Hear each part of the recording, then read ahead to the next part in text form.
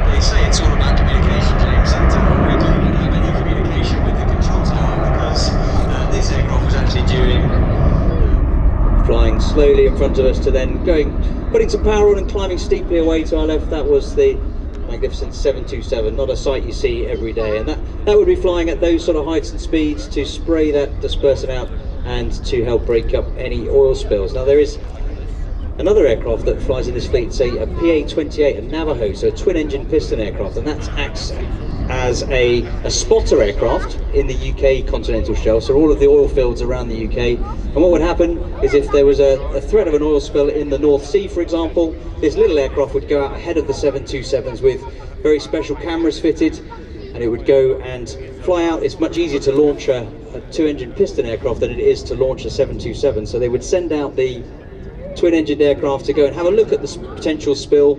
They would take lots of very detailed photos with the hyperspectral cameras, and then they would be beamed back to the company, who would then decide whether or not to launch the 727 to go and spray the spill or not. So